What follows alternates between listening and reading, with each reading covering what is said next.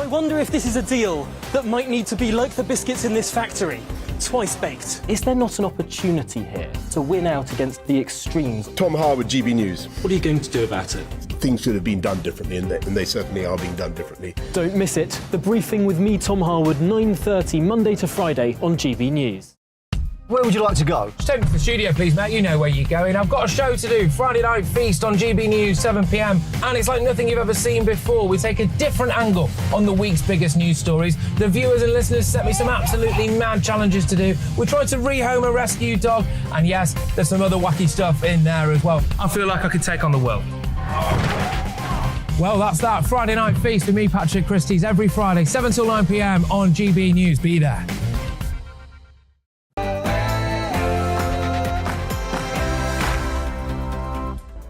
Hello and welcome. This is Real Britain with me, Darren Grimes, on telly, radio and online. Coming up on the show today, TV cameras have been allowed in courtrooms for the first time this week. But is it a smart move? Also, Britain and France pledged to work together to solve travel chaos at Channel crossings.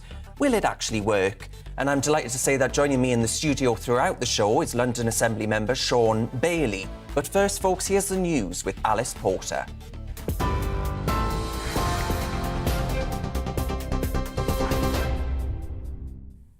Good afternoon. It's 2 o'clock. I'm Alice Porter in the GB newsroom. Patients who fail to turn up for appointments could be fined if Rishi Sunak becomes Prime Minister. The former Chancellor has promised to reform the NHS, telling the Sunday Telegraph he'll introduce £10 fines for those who repeatedly miss GP or outpatient consultations. The leadership hopeful says he wants to do something brave and different, but GPs, such as Dr Mo Kaki, are warning the move could be counterproductive. A fine of that sort of nature would definitely make people feel more anxious, feel more stressed. We know life events are challenging. We know so many things happen. I think we need to have some flexibility and understanding at this time, especially when people are really struggling and facing a lot of challenge. So I think we need to really be careful with how we try to enforce and improve appointment attendance. Well, Rishi Sunak says he's playing catch-up to Liz Truss in the Tory leadership race, with former Northern Ireland Secretary Brandon Lewis becoming the latest big name to publicly back the Foreign Secretary. We've consistently had challenges, whether it's about dealing with free ports, getting the VAT reduction we've seen for the rest of the UK that we can't deliver in Northern Ireland because of the protocol. We've had real resistance all the way through from the Treasury. It's great to see Rishi the other night at the hustings saying that he thought the Northern Ireland Protocol Bill was resolve issues. It's good to see him come to that conclusion now. But the bill is in Parliament and has gone through the House of Commons because of the focus and determination and work of Liz Truss. But Business Minister Greg Hands believes the contest is still tight. I think Rishi's doing very well amongst Conservative Party members. Today's poll just out on Conservative councillors, which are a big part of the Conservative membership, show it to be neck and neck. So I think it's all to play for. Most importantly, Rishi Sunak is the one who polls best with marginal constituencies, wavering voters, the sort of people that the Conservatives need to win back at the next election. Liz Truss is playing down claims she's the front-runner and is pitching herself as the Education Prime Minister, planning to replace failing academies with free schools. She's also pledging to improve maths and literacy standards. The parents of Archie Battersby have been told his life support will end tomorrow at 2 p.m. The 12-year-old, who's in a coma after suffering brain damage, has been the subject of a legal battle, with his family fighting for his treatment to continue. A High Court judge ruled it was in the child's best interest to disconnect his ventilator. The Barts Health NHS Trust in London, which is caring for Archie, says his parents will be told how the withdrawal process will be performed. They're now appealing for government intervention. Moscow says it's invited the United Nations and Red Cross to investigate the deaths of dozens of Ukrainian prisoners in a jail held by Russian-backed separatists. It comes as President Zelensky issued a mandatory evacuation order to Ukrainians in the eastern region of Donetsk. He warned residents that their lives are at risk if they stay in the contested area. There are hundreds of thousands of people, tens of thousands of children. Many refuse to leave, but it really needs to be done. This decision will have to be taken, regardless. believe me. And the sooner it is made, the more people leave Donetsk region now, the fewer people that the Russian army will have time to kill. Therefore, if you have the opportunity, please talk to those who continue to remain in combat zones in Donbass. Please convince them that it is necessary to leave. Meanwhile, a governor in Crimea says Ukrainian forces have hit the headquarters of Russia's Black Sea Fleet. The attack coincided with Russia's Navy Day, which featured a military parade in St. Petersburg. President Vladimir Putin marked the occasion by announcing the Navy will receive hypersonic Zircon cruise missiles in the next couple of months, capable of travelling 9 times the speed of sound. England's women's team have been receiving messages of support ahead of the Euro 2022 final against Germany this evening. Fans have started arriving at Wembley Stadium for the sold-out match, which kicks off at 5 p.m. If they win, it will be the first major trophy for the women's team and the first football honour for the nation since the men's 1966 World Cup victory. President of the Football Association, Prince William, and his daughter Charlotte sent a video message to the squad. We both want to wish the Lionesses the best of luck for tonight. You've done amazingly well in the competition and we're rooting for you all the way. Good luck. I hope you win. Bye. This is GB News. We'll bring you more news as it happens. Now it's back to Darren.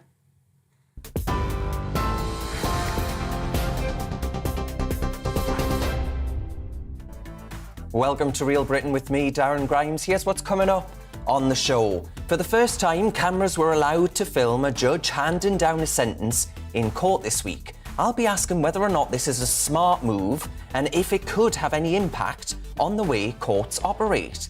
Also, Britain and France are working together in an attempt to curb lengthy queues of holidaymakers that want to cross the channel for the summer break. It's expected that 140,000 passengers will have used the port of Dover since Thursday. And a decision to grant government planning approval for a nuclear reactor in Suffolk has been given the go-ahead. That's despite ongoing campaigning from anti-nuclear and environmental groups. That's what we're talking about for the next hour. As ever, I'd love to know your thoughts. What do you make of cameras being used in courtrooms? Do you welcome it, or is this a move into the Americanisation of our court system? Tweet me at GB News or email me on gbviews@gbnews.uk. Watch us on YouTube and don't forget Facebook. Loads of cracking content on our page. Cheers very much.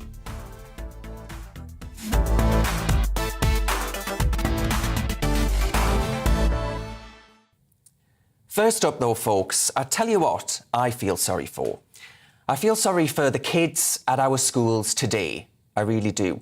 Not only are they led to believe that our species faces imminent extinction thanks to apocalyptic climate change, and that there are more genders than there are options at a pick and mix, but you're also led to believe that the colour of your skin makes you either inherently privileged or one of life's victims. Kids today are told that they ought to feel some sense of shame and guilt over the colour of their skin and are demoralised by this frankly racist notion of so-called white privilege, the watchword of the moment, isn't it? Or you should apologise for your whiteness. And to pinch the language of the activist classes, white power. The best-selling author Douglas Murray passed a big public sign in Southwark in London this week that read, "Hey, straight white men, pass the power," in capital letters. We wouldn't accept any other form of discriminatory messages to be splashed upon a public billboard. Would London Mayor Sadiq Khan accept a billboard that read, "Hey, biological men, get out of women's bathrooms"? Of course he wouldn't. What message does it send to the next generation that if they're not white, they don't have any power? And if they are white, they ought to engage in some form of self-flagellation and recognise the power structures holding back ethnic minority groups. I'm the grandson of a miner, the son of a single parent that was left on her own on a council estate in the northeast to raise 3 kids because my dad was too interested in alcohol and Newcastle United to take some damn responsibility in his life. I got my first job when I was 15. How dare these people look at people like me, and there are millions of us, from backgrounds like mine, and accuse us of white privilege, to not recognise that as a racist notion. White privilege is a myth. and it's a divisive and dangerous myth at that.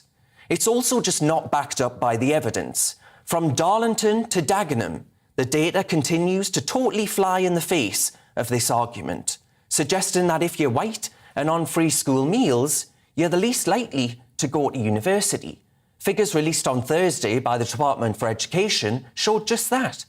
For the first time, white young people are now proportionately the least likely of all major ethnic groups to attend top universities.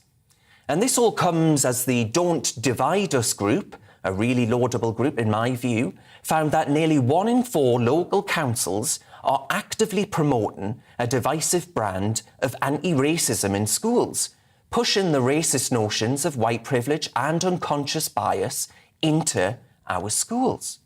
The music star Stormzy created scholarships solely to aid black students in gaining a Cambridge University education. Look, I think that's a thoroughly laudable thing to do. But when Professor Sir Brian Thwaites approached Winchester and Dulwich colleges with an offer of scholarships for poor white boys, he was told that Winchester did not see how discrimination on grounds of a boy's colour could ever be compatible with its values, while Dulwich said that bursaries should be made available to all who pass its entrance exam, irrespective of their background. You see the inconsistency. It works one way, but not the other. And you see, folks, if you ask me, skin colour and disadvantage appear to mean a lot today, just not if you're white and working class. And how about we look at what the official data shows us and act on that, and not what Twitter race baiters would have you believe?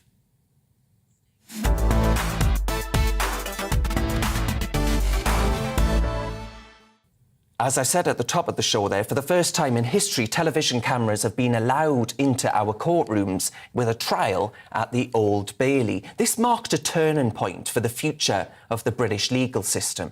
The cameras will only be allowed to film a few minutes of each case when the judge is handing down that all-important sentence. But it'll allow the public an insight into cases, many of which will be high profile, and it's been heralded as a victory for broadcast media. But there are concerns that have been raised by many who feel that this act of sensationalism could actually imperil the sanctity of the legal process. Claims of cheapening the court systems have also been levelled at the TV intrusion. So I'm delighted to say that joining me now is the barrister and author of Justice on Trial, Chris Daw, alongside lawyer Andrew Eborn, and Sean Bailey is in the studio, and we'll be asking him his comments on that in a second. Andrew, can I start with you? We've had a slight chat about this. Do you worry that this will actually lead to an Americanisation where you start to see trial by media effectively? Well, TV or not TV, that is indeed the question. I think the issue is basically this. There's absolutely, there should be transparency. The key is to make sure that justice is not just done, but seen to be done. But there are real concerns. And the concerns of this is that the effect that it may have on the justice system itself. We talk about the media. Well, the media works on sound bites and sensationalism. We look at what happened with Judge Munro's case, a tragic case, but it had all sorts of terrible elements about autism, all sorts of allegations about sexual abuse and so on and so forth. And it was all very, very sensational. If you're talking about educating the public, then that's one thing. But will the public actually be educated by what they're hearing? Because there's a lot of these cases are not what you see on television. They're not your wonderful LA law and so on and so forth. They can be very, very dry. And my concern is this, is that one, it is about sensationalism. Secondly, the effect it may have on the participants in the case. If you're a witness, for example, I know this is just the start where we're talking about sentencing, but the plans are to look at where else it might go. If you're a witness in a case, then you may well be intimidated. You may not go forward at all on that sort of basis. Also, witnesses and anybody appearing in a court tends to be quite nervous anyway. And nervous witnesses, if you've got a camera there, will only make them more nervous. And as a result of that, they may not be as credible to the jury in that situation. Also, my concern is for the defendants, because you've got two trials, effectively. One is that which is happening in the court itself. The second is the court of public opinion. And that can be even more damning, as we've seen in the O.J. Simpson case, we saw in Johnny Depp and Amber Heard and so on and so forth. And that goes on for years. Whilst it may not be sort of dealt with very, very quickly, what then happens is the videos which are out there will be out there for many, many years, and those particular defendants will have real issues for many, many years to come. Chris, you disagree with that, I'm assuming, completely? Yeah, I do. I mean, I've been a criminal lawyer for almost 30 years, and I appear in trials which are regularly reported in the news all over the world, in the headlines, on television and in the newspapers. And the thing that I have grown more and more worried about, I'm not Sean Bailey, by the way, as your caption suggests, the thing that I've grown more and more worried about over the years is the mismatch between what actually happens in court and what is reported in the media and in the headlines in particular. And I can tell you, as someone who, as I say, has sat in court day after day and listened to evidence, often very difficult evidence, quite challenging, quite complicated evidence, and then read the news reports of the case later on in the day or the next day in the papers, and the two things are completely unconnected. And there's no comparison between what's being reported and what really happened. And that can't be good for our society. It can't be good for open justice. It can't be good for public understanding and engagement in the justice system, which is obviously so critical, particularly at a time when there is a lack of trust in judges in many quarters, in the public and in the press. So for me, open up every single court in the land. Of course, you have to protect vulnerable people, vulnerable victims, vulnerable defendants. But the truth is that anybody who wants to can go and sit in a public gallery in any court they like and watch the whole of the case. But just most people don't have the time or the opportunity or indeed possibly the money. They have to go to work all week. And so they just can't do it. So the only way that you can allow people to have free and full access on their phones, on their computers, on their televisions, is to put cameras in every single court, protect the vulnerable, protect people from exposure to difficult and compromising situations. And of course, there's a good point being made about the impact on witnesses. And if certain witnesses are particularly vulnerable, or for example, if they make an application not to have their particular evidence televised, I'm sure judges will be very sensitive to that, and judges will control exactly what's allowed to be shown on television and what is not. But in the end, we're the public. We have the right to know what goes on in our courts. Put the cameras in, let the people decide.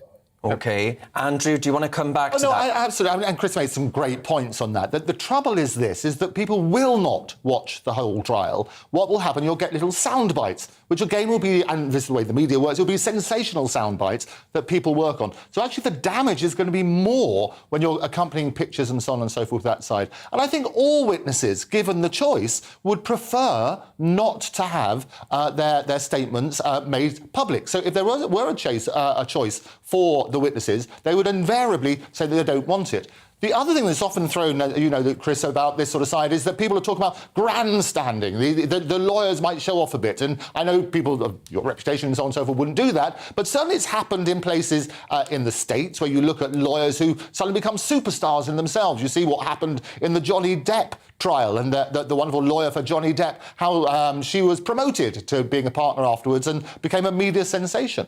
And it's always going to be the sort of try before you buy, if you like. What it does is shine a spotlight on a system which itself needs some sort of balance in there. Because one of the things I think you made in your previous comments, Chris, is that it will shine a spotlight on some of the deficiencies in court. For example, if somebody's not got a lawyer, you can show how some lawyers are very good and somebody representing themselves. They always say if you represent yourself, you have a fool for a client. Well, it does show the need for financing, but it also shines a spotlight on our profession to turn around and say there are those deficiencies. If that's going to bring trust to the public, it probably isn't, is it? Chris, do you think there's a point here to be made around the cost of it as well if we were to televise every single court case? Because as you well know, better than I do, the justice system in this is creaking at the seams, isn't it? Well, absolutely. And so, of course, the cost of broadcasting would have to be met by the broadcasters, not by the court system. And so I think we can put that point to one side. And secondly, we can assume that the broadcasters, quite rightly, as has been suggested, are only going to be interested in the more high-profile cases where it does involve either cases of particular extraordinary severity or complexity, or more importantly, where there are celebrities involved of one kind or another. We understand that. But that's how media reporting of the courts happens now. And, up and down around the land, you don't see a court reporter in every single courtroom, and you're not actually in reality going to see a camera in every courtroom. What you're going to see is the media choosing which cases will have particular public interest, and those cases will reach the public eye through television reporting, just as the same cases reach the public eye, but at the moment they reach the public eye through second-hand reporting. So they reach the public eye through the headlines and what journalists choose to write or don't write. Well, of course, the same thing's going to happen. There's going to be selectivity of reporting, but the difference is that the public are going to watch the thing for themselves. So they're not just going to hear, judge was soft on sentence. Why did this crazy judge give this sentence? As we see too often in the headlines, what we've seen this week is Judge Munro at the Old Bailey passing sentence in measured, careful terms, explaining exactly why the sentence was being passed, going into some of the really difficult features of the case to do with the autism of the defendant and the terrible abuse that the defendant had gone through as a child. People can then understand the whole picture. They can make their own mind up about whether the sentence was a lenient one or not, rather than just reading a splash headline about the judge being out of touch or soft. So I think, and that was, wasn't it, Chris? That was part of the reason. That was part of the reason that this was introduced in the first place, is to install trust in the system so that people would see for themselves. It's talking about the education and Judge Munro did a brilliant job about talking about her logic and what the guidelines are, so it becomes more of a science than an art, and people could hopefully understand that. The reality, however, is I don't think people are going to watch the whole thing. They're going to go for the sound bites. They're going to go on what the media look at. And also you have to say, well, are the public being educated? Because most trials involve all sorts of complexities about evidence, and unless you've got a commentator explaining what's going on and why that's important, why people are objecting and what the laws are, you're going to have problems with that as well, aren't you? Chris, very brief final word. Court TV. We've got to have a court TV channel like they do in the US, because they're allowed to film in the United States, in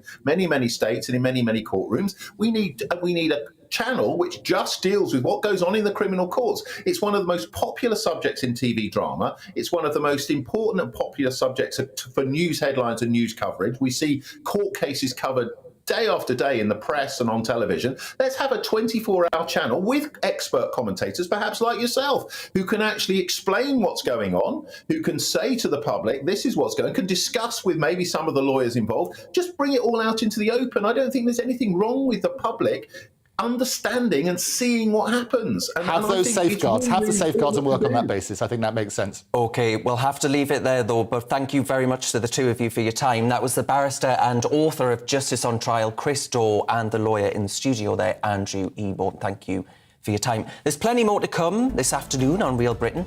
Next, we'll be talking about France and Britain working in unison to tackle travel chaos. But first, let's have a look at the weather. Looking ahead to this evening's weather, and the UK is looking mostly dry but cloudy, with some showers affecting southern and eastern England. Let's take a look at the details. Across southwest England, it will be a dry end of the day, albeit quite cloudy, though there is a chance of the odd bright or sunny spell throughout the evening. For London and southeast England, for many, it will be a dry evening, though there may be an odd shower that could be heavy. Across Wales, a mainly dry evening with just the odd spot of rain over the hill. Some late evening sunshine, particularly around the west area. Mainly dry across the Midlands to end the weekend, though there may be the odd isolated shower this evening right in the south. There will be some sunny spells also, especially in the west. After a generally grey and damp day, it's a warm and cloudy evening ahead for northeast England, but it will be mainly dry, with just the odd spot of light rain over the Pennines. It's going to be a fine end to the day for southern Scotland, with a decent amount of late evening sunshine around, particularly in the west of the country. The fine and dry weather is going to continue across Northern Ireland this evening, with plenty of late evening sunshine here. Also, though, there'll be some patchy cloud as well. Showers fading for most tonight and clear spells developing in the northwest. Warm and humid in the south and east. And that's how the weather is shaping up overnight until tomorrow morning.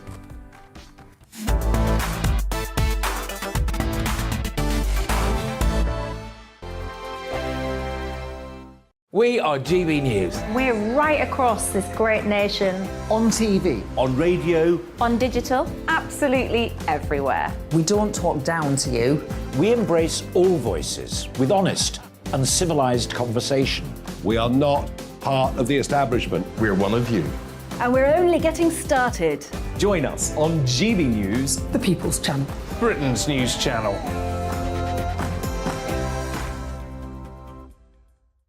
Hi there, it's Stephen and Anne.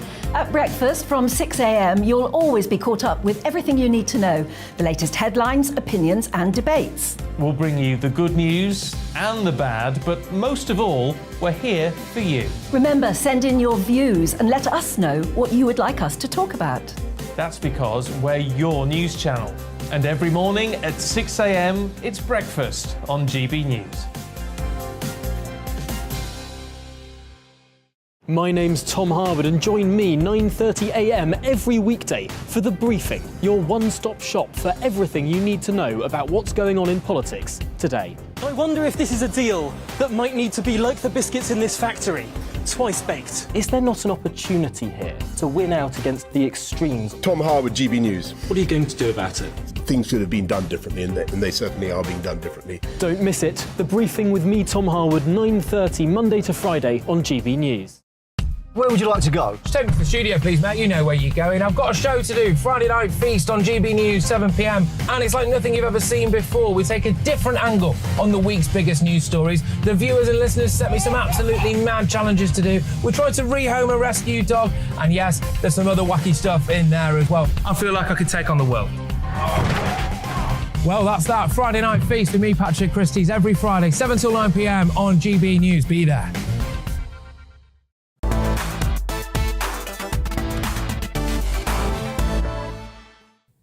Welcome back to Real Britain with me, Darren Grimes.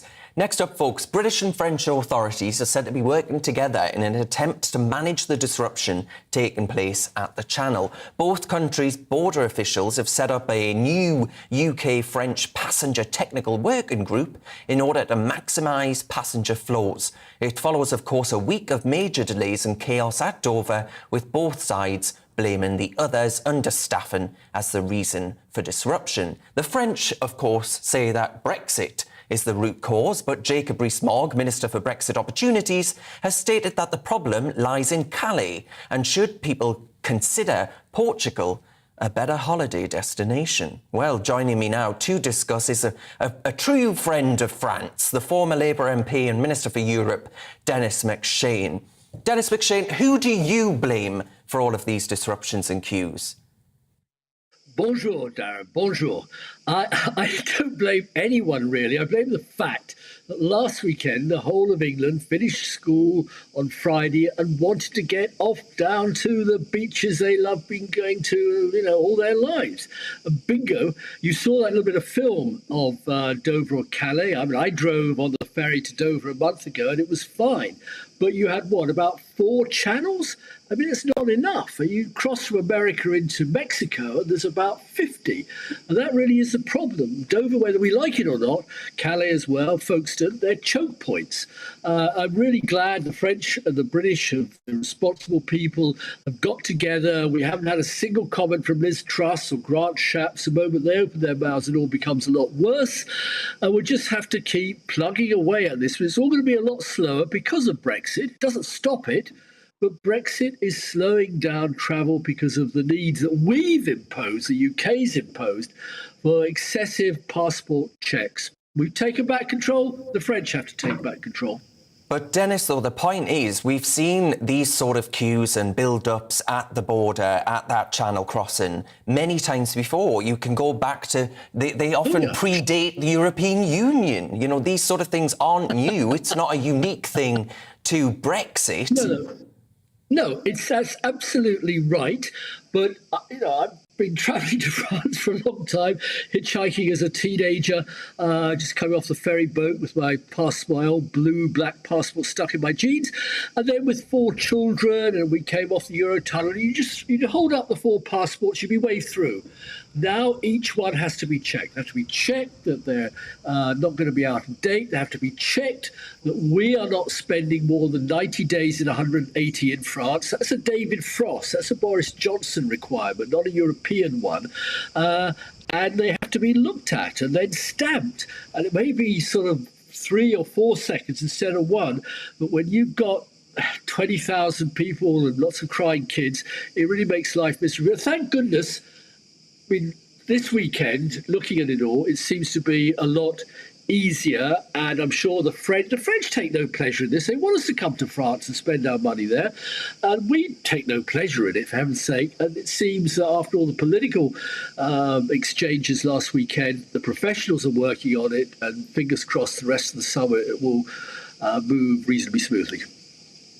The French should be worried by comments from the likes of Jacob Rees-Mogg, who have praised Portugal's use of e-gates to actually allow visitors in, as opposed to French understaffing. Do you think people will be minded to instead go to Portugal?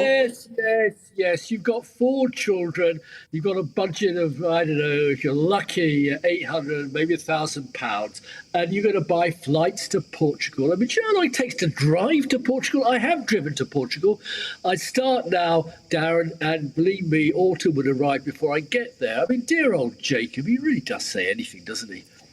Well, we'll have to leave it there, though, Dennis. Thank you very much for your time and your contribution there. The former Labour MP and Europe Minister, Dennis McShane. Joining me live in the studio, of course, is my good friend, the London Assembly member, Sean Bailey. Sean, is it your view that actually we should have seen this coming, that actually Brexit has been responsible ultimately for these delays? Let's separate those two things out. We should have seen it coming. It has absolutely nothing to do with Brexit. It is a great European cock-up. You have known, I have known, they have known for a long time, at the end of COVID lockdowns, people are going to flood back into France. And instead of preparing for that, they sat on their hands, and we've seen the result of that. Anybody trying to liken this to Brexit needs to take two things into account. Firstly, the public called for Brexit, and it is right that we have our passports checked because the world has changed. If Brexit was 20 years ago, it'd be one thing, but it's here today with lots of illegal immigration all across the world. So yes, those passports should be checked. But it is not beyond the wit of man to put an e-gate in. The Portugal comment shows you one thing, a set of people who did prepare and a set of people who didn't prepare. And that's all it is. It is a great cock-up, and it can be put right.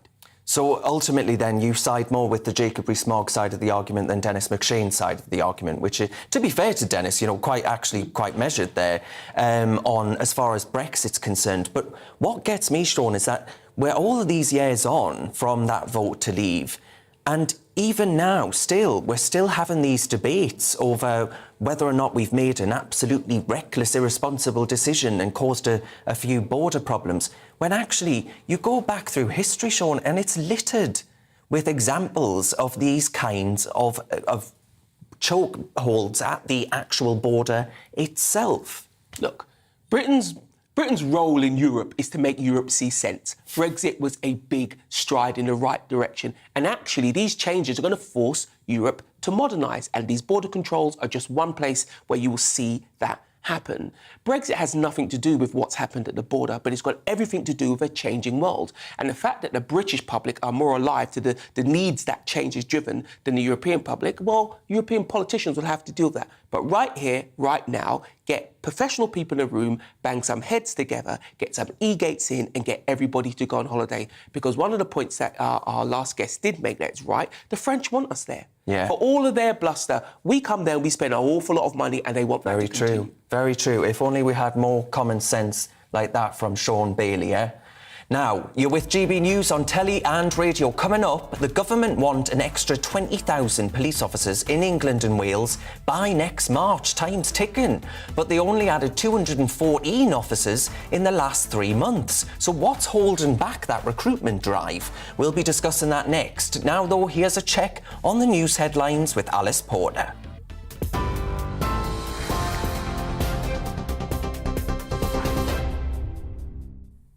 It's 2:32. I'm Alice Porter in the GB newsroom. Patients who repeatedly miss GP or outpatient appointments could be fined if Rishi Sunak becomes Prime Minister. The former Chancellor has promised to reform the NHS, telling the Sunday Telegraph he wants to do something brave and different, and that the health system shouldn't be misused. Liz Truss also spoke to the paper, saying there will be no second Scottish independence referendum if she wins the leadership contest. She's also pitching herself as the Education Prime Minister, planning to replace failing academies with free schools and improve maths and literacy standards. The parents of Archie Battersby have been told his life support will end tomorrow at 2 p.m. The 12-year-old, who's in a coma after suffering brain damage, has been the subject of a legal battle, with his family fighting for his treatment to continue. They're now appealing for government intervention. Moscow says it's invited the United Nations and Red Cross to investigate the deaths of dozens of Ukrainian prisoners in a jail held by Russian-backed separatists. It comes as President Zelensky issued a mandatory evacuation order to Ukrainians in the eastern region of Donetsk. And these are live pictures from Wembley Stadium, where thousands of fans are getting ready to watch the Women's Euro 2022 final. England will pay Germany in full of a sellout crowd. Kickoff is at 5 p.m. If the Lionesses win, it will be the first major trophy for the team and the first football honour for the nation since the men's 1966 World Cup victory. TV, online and DAB+ radio, this is GB News. Don't go anywhere. Darren will be back in just a moment.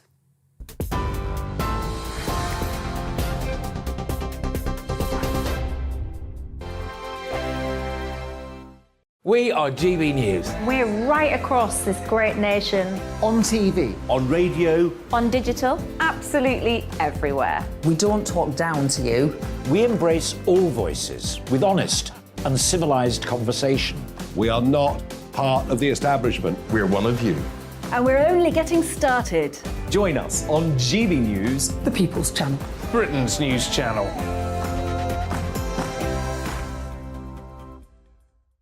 Hi there, it's Stephen and Anne. At breakfast from 6 a.m, you'll always be caught up with everything you need to know, the latest headlines, opinions and debates. We'll bring you the good news and the bad, but most of all, we're here for you. Remember, send in your views and let us know what you would like us to talk about. That's because we're your news channel. And every morning at 6 a.m, it's breakfast on GB News. My name's Tom Harwood, and join me 9:30 a.m. every weekday for The Briefing, your one-stop shop for everything you need to know about what's going on in politics today. I wonder if this is a deal that might need to be like the biscuits in this factory, twice baked. Is there not an opportunity here to win out against the extremes? Tom Harwood, GB News. What are you going to do about it? Things should have been done differently, and they certainly are being done differently. Don't miss it. The Briefing with me, Tom Harwood, 9:30 Monday to Friday on GB News. Where would you like to go? Just take me to the studio, please, mate. You know where you're going. I've got a show to do. Friday Night Feast on GB News, 7 p.m. And it's like nothing you've ever seen before. We take a different angle on the week's biggest news stories. The viewers and listeners set me some absolutely mad challenges to do. We tried to rehome a rescue dog. And yes, there's some other wacky stuff in there as well. I feel like I could take on the world. Well, that's that. Friday Night Feast with me, Patrick Christie's, every Friday, 7 till 9 p.m. on GB News. Be there.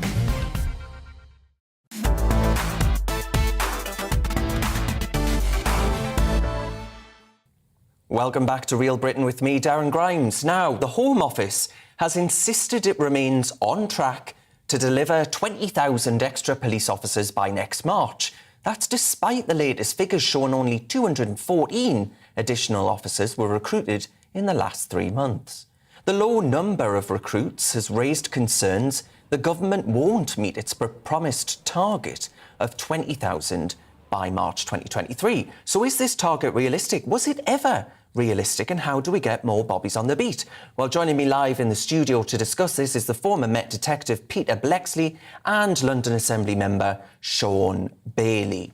Peter, I'll start with you. Look, I think coppers today, I don't envy them, right? I tell you that for free. I do not envy the job that they've got to navigate the political correctness and all the rest of it that they've got to go through in order to keep us, the public, safe.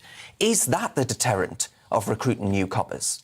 This 20,000 target, a lot of politicians have sort of hung their reputations on hitting it. For example, the outgoing Prime Minister, Boris Johnson, Priti Patel, the Home Office have thrown their weight behind trying to achieve this number. And it's very challenging because only this week we saw that voluntary resignations from the police are at a record level. So as fast as they're getting them in through the front door, people are disappearing out the back. Do you agree? That's the absolute challenge. I've done a lot of work with the police in London, and they are leaving in their droves. Some of it is natural, you come to the end, but actually the job for your everyday Bobby is it's too political. It's too hard. And they're like, if I can work somewhere else, I will do. But to go back slightly, the target is still the correct thing. We need 20,000 officers. I'd argue maybe a few more here in the country, and particularly in London, because those officers, part of what makes their job so hard is the fact that there's so few of them. So if they could get more respite, if they could get more support, if we could have more specialist officers because we were giving them the time to train, then I think you might get a few less leaving at the other end. So, Sean, had you beaten Sadiq Khan, which actually you came a lot closer than the pundit said, but had you beaten Sadiq Khan, what would you have done to actually recruit more coppers? Is it pay? Is it entirely down to the political correctness within the force? What is it that you think's not attracting people, drawing people in? I mean, there's three things you do if you want more coppers in London. Firstly, you make the job affordable. You let them travel for free. You help them house themselves because, you know, there's a basic, if I can afford to work here, I will. The second thing is you let them know politically you're going to back them. There will have to be stop and search. Yes, it has been done badly in the past, but it can be done better now. And thirdly, I'd have actually asked for 8,000 officers. London population is growing. Crime is just out of control under Sadiq Khan. So what you need is to give the police the resources to do this. And one of the big things I would have asked the police for is a change in some of their work practices so the public can believe in them more, and actually to concentrate on fraud. Fraud is the single biggest type of crime that London has suffered from, and it isn't being worked on enough. And the reason I'd have done that, because the better the reputation of the police, the better it is for the public to help them. Peter, were you a young lad the day, would you look at the police and think, aye, that sounds cracking? Oh, undoubtedly. If I had my time all over again, I would do it again. Do it again? Both the good and the bad. So you don't think it's changed since your... I don't want to say your day, that sounds like I'm being really cheeky, I do apologise, but, you know, would you actually look at it with the way in which the police force was then, much less politicised, that's one argument that I've heard. Do you think actually now that is a key deterrent? In many regards, policing is a different world from that I joined in the late 1970s. Understandably, society's moved on, but it's still a remarkable job. It's a job that enables you to make a difference to people's lives when they are in their darkest hours. And, of course, there is such a variety of roles in policing. If you want to ride a horse, you can do that. If you want to be a dog handler, fly in a helicopter, be a detective, be in the underwater search team, there's hundreds of roles which require specialisms and are very satisfying jobs to do. So all of this, and a lot of my viewers will be saying, well, look, I completely agree with you on the importance of British policing, and thank God we've got them. But people are worried now, Peter, that the culture around, we've got to investigate what someone said on Twitter, right? People want coppers on our streets, not on our tweets. And I think that's the disconnect, and people are starting to lose their faith in British policing. And I think that's a dangerous thing, Peter. Do you agree? I do. And the difficulty with policing in recent times is that it's tried to be everything to every person. And you simply can't do that. I think the only way to show that policing is there for everybody is by showing an allegiance to nobody. No flag waving. No painting police cars, no aligning yourself to this group or this interest group or that political group. Be there for everyone, particularly the criminals. Be there for the criminals to arrest them and take them off the streets. Because essentially, I'm sure that if you stop the man or woman in the street and say, what do you want from your police? They say, keep our streets safe, please, and lock up the bad people. Do you think it was a mistake, Sean Bailey, for police forces to take the knee during the whole saga around the death of George Floyd and the Black Lives Matter activism in 2020? The pictures that went around the internet caused widespread, I think, dismay at that act of taking the knee. Was that a mistake, or do you think that's the kind of, you know, free will, personal choice? No. It was a mistake. Let's be clear. When you have your uniform on, you don't have free will. You are part of a very important function in our society. So the notion of police officers with free will, no. So they shouldn't have taken knee. What should have happened? Senior officers should have come out and shown their support for the black community as one of the communities they have to look after. Gay, straight, young, white, black, whatever it is, we look after all communities. Because the point those senior officers could have made was, actually, George Floyd didn't die in this country. It wasn't one of our police officers. Yes, we can take some learning learning from that, but you can't expect us to take the responsibility for that. And I think somehow that was foisted on them. And also, the police have to have the confidence and the backing to step away from politics. They should have said, taking the knee is a very political gesture. If an officer wants to do that outside of their contracted hours, fine. But inside of their contracted hours, we don't take the knee, we don't paint colours, we don't do the fist, we don't do anything except keep the public safe. But I go back to something that Peter said, which I think is at the core of policing and was at the core of the failure of the Mayor of London, sanction detection rates.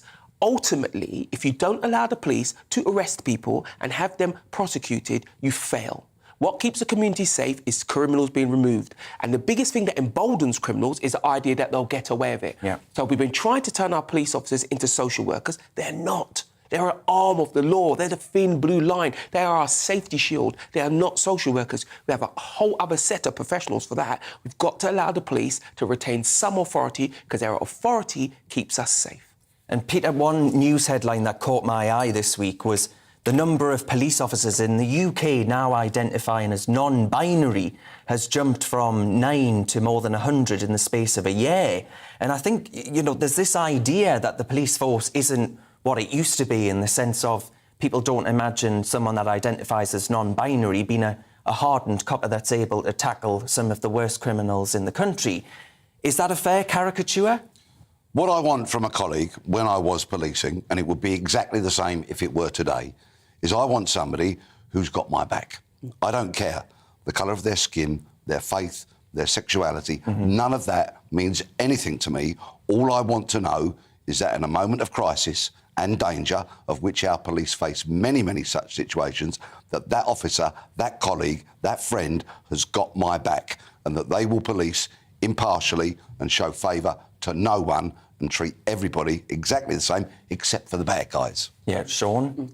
Look, a person's faith, sexuality, gender is irrelevant if they do the job properly.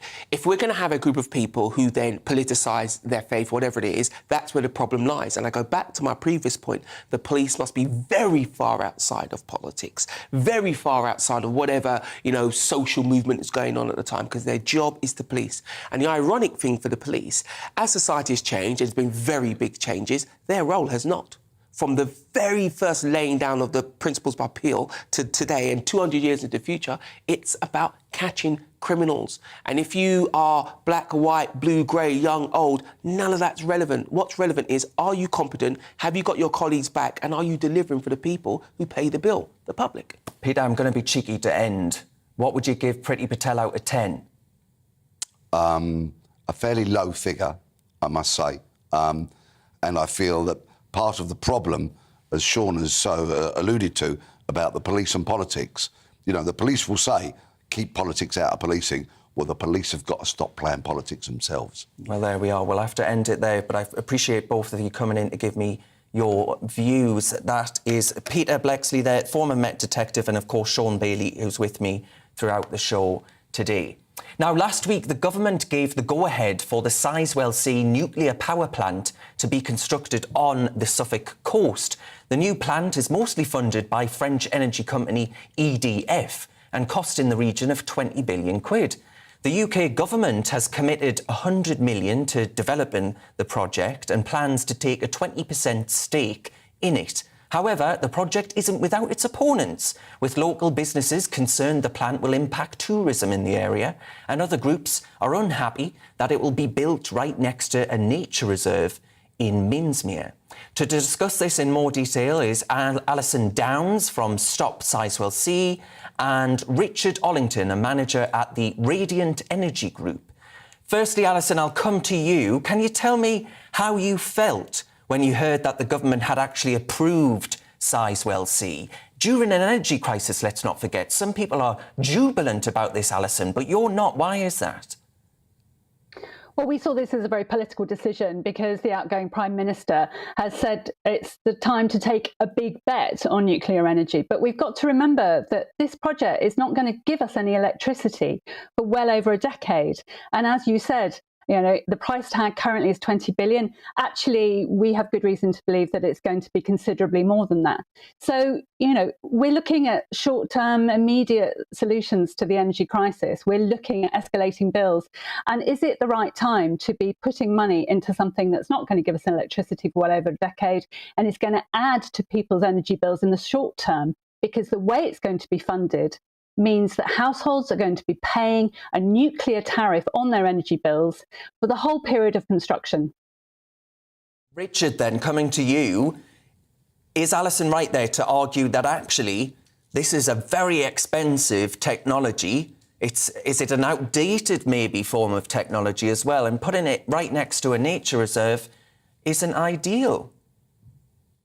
Yeah, so the government can do two things. It can invest in reducing the cost of energy for the next 5 years and invest in reducing the cost of energy in 10, 20 years down the line. There's nothing stopping the government doing both. And that's what the government wants to do. I counter Alice's sort of suggestion that it's going to cost the taxpayer a lot of money. The official figure from the government is £1 per month per household, being the average price of this regulated asset-based model. In the context of how big a power plant this is, it's going to be able to power enough electricity for all of London and all of Suffolk, all low carbon, 24/7. Alison, do you take umbrage with the fact that actually, EDF, correct me if I'm wrong, but is actually owned by the French taxpayer? Is there not a sort of question mark around whether or not British people are being slightly ripped off here? Well, firstly, on Richard's point about the cost, we actually take issue with the cost that the government has claimed. And if the government wants to build more than one nuclear power station at the same time, then you have a multiplier effect on household bills. And remember, you're paying before you get any electricity. So going on to EDF, yes, our feeling very much is that EDF can't be trusted to deliver projects like this. This type of reactor, everywhere it's been built in the world, and that's only a handful of places, it's run into huge technical problems and delays. The one in France, the flagship project, is well over 10 years late and it's still not working. And one in China has been off for 12 months now.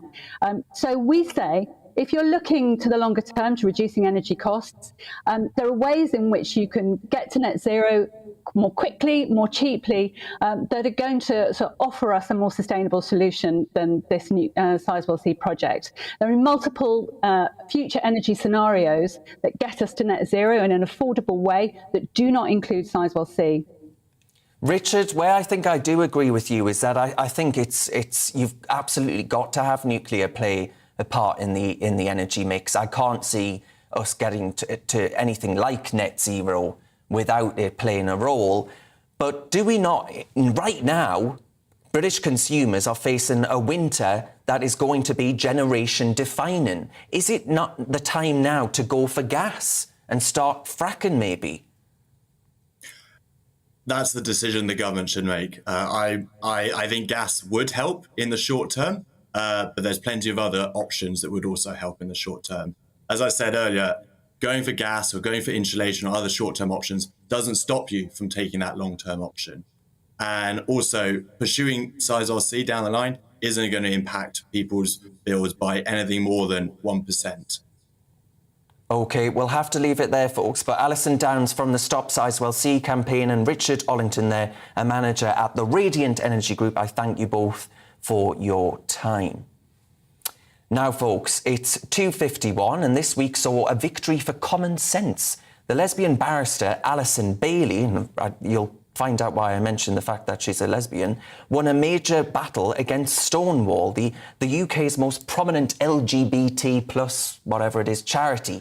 In the court case, Bailey versus Stonewall at Garden Court Chambers, it was found that Bailey had been victimised and discriminated against by her employer for expressing gender-critical beliefs. Bailey was awarded 22 grand in an aggravated damages claim where it was found that her discriminator's actions were unnecessary or oppressive. Well, joining me now to discuss this is trainee psychotherapist and children's counsellor James Esses. James, thank you for your time. You had your own experiences with your university saying, well, actually, if you hold these gender-critical views or you're concerned about children and other things, you can sling your hook and go elsewhere. Is this a common sense pushback against this stuff, James? Oh, completely. I mean, my case is still working its way through the system, but this is a significant victory and one of a recent handful of victories in this space in which the courts are sending a message loud and clear to employers, to charities, that if you try and shut down free speech, if you try and discriminate against people because they believe in biology and science, that you will face the consequences. And that is exactly what has happened here. And this case in particular has brought to light the type of insidious bullying type behaviour that organisations such as Stonewall and others engage in with those that they disagree with. And I'm glad that there's been a light shone on this. In the case, Bailey's case, I have been told, I can't tell you countless number of times, that if you don't believe what Stonewall is pushing at the moment, with its new form of activism, look, I was all for the campaign to push for same-sex marriage and other things like that, James. But even if you raise concerns about these issues right now around the automatic affirmation of children who say they're experiencing gender ID and all the rest of it, you're told you're not a real gay or you're not a real ally and things like that, James. How much abuse have you had personally? I and others have received significant abuse. And yes, if you simply even say that you believe in biology or that children should not undergo irreversible medical treatment, you are labelled a transphobe and a bigot. I find that latter term particularly ironic because if individuals look up the definition of bigotry, it is an intolerance to other people's views or beliefs. And I would advise the people throwing this term to have a good, long, hard look in the mirror. Absolutely. I wonder then, just finally, do you see this as a really sensible pushback against a stifling of free speech? Because I think a lot of things that we've learned around the Tavistock Clinic in particular, the NHS Gender Identity Clinic, is that the problem arose when actually people weren't able to voice their concerns because they did fear, James, those words that you've just put across there, being called a bigot or transphobe, for having concerns around children in particular. Are we starting to see a pushback to actually allow us to speak and raise concerns? We certainly are. The days of no debate are long behind us. Unfortunately, some, including myself, need to go to the courts to find our voice, but the media, even our politicians, are now speaking out about these topics. So, gone are the days when people are going to be shut down and told you cannot say these things for fear of being called these names. And, the tide really is turning. I mean, we saw the backlash that Stonewall received the other day, in which they said that 2-year-olds can be transgender. And we're finding now even government departments saying that they are delighted to be parting ways with Stonewall. So exactly. The tide is turning. Yeah. James Esses, I couldn't agree with you more. Thank you very much for your time. I do have to read out this comment by Stonewall, who said, the case heard by the Employment Tribunal did not accurately reflect our intentions and our influence on organisations. Leaders within organisations are responsible for the organisational culture and the behaviour of their employees and workers. Stonewall's resources, support and guidance is just one set of inputs they use to help them as they consider how best to meet the needs of their own organisation. Now, you're watching Real Britain with me, Darren Grimes. It's time for a short break next. Looking ahead to this evening's weather, and the UK is looking mostly dry but cloudy, with some showers affecting southern and eastern England. Let's take a look at the details. Across southwest England, it will be a dry end of the day, albeit quite cloudy, though there is a chance of the odd bright or sunny spell throughout the evening. For London and southeast England, for many, it will be a dry evening, though there may be an odd shower that could be heavy. Across Wales, a mainly dry evening with just the odd spot of rain over the hill. Some late evening sunshine, particularly around the west area. Mainly dry across the Midlands to end the weekend, though. There may be the odd isolated shower this evening right in the south. There will be some sunny spells also, especially in the west. After a generally grey and damp day, it's a warm and cloudy evening ahead for northeast England, though it will be mainly dry, with just the odd spot of light rain over the Pennines. It's going to be a fine end to the day for southern Scotland, with a decent amount of late evening sunshine around, particularly in the west of the country. The fine and dry weather is going to continue across Northern Ireland this evening with plenty of late evening sunshine here. Also, though, there'll be some patchy cloud as well. Showers fading for most tonight and clear spells developing in the northwest. Warm and humid in the south and east. And that's how the weather is shaping up overnight until tomorrow morning.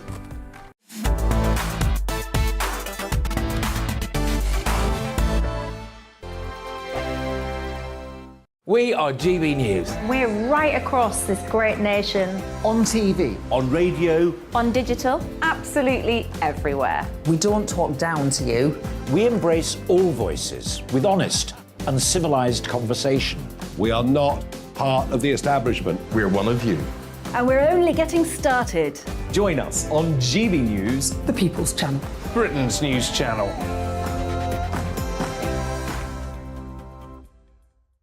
Hi there, it's Stephen and Anne. At breakfast from 6 a.m, you'll always be caught up with everything you need to know, the latest headlines, opinions and debates. We'll bring you the good news and the bad, but most of all, we're here for you. Remember, send in your views and let us know what you would like us to talk about. That's because we're your news channel. And every morning at 6 a.m, it's breakfast on GB News. My name's Tom Harwood and join me 9:30 a.m. every weekday for The Briefing, your one-stop shop for everything you need to know about what's going on in politics today. I wonder if this is a deal that might need to be like the biscuits in this factory, twice baked. Is there not an opportunity here to win out against the extremes? Tom Harwood, GB News. What are you going to do about it? Things should have been done differently, and they certainly are being done differently. Don't miss it. The Briefing with me, Tom Harwood, 9:30 Monday to Friday on GB News. Where would you like to go? Just take me to the studio, please, mate. You know where you're going. I've got a show to do. Friday Night Feast on GB News, 7 p.m. And it's like nothing you've ever seen before. We take a different angle on the week's biggest news stories. The viewers and listeners set me some absolutely mad challenges to do. We tried to rehome a rescue dog. And yes, there's some other wacky stuff in there as well. I feel like I could take on the world. Well, that's that. Friday Night Feast with me, Patrick Christie's, every Friday, 7 till 9 p.m. on GB News. Be there.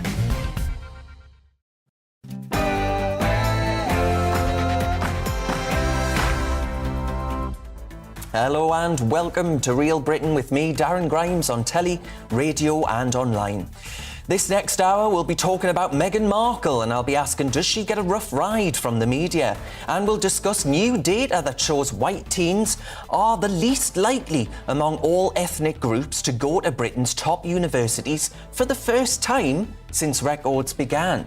And joining me in the studio throughout the show is London Assembly member Sean Bailey. But before we get into all of that, it's the news with Alice Porter.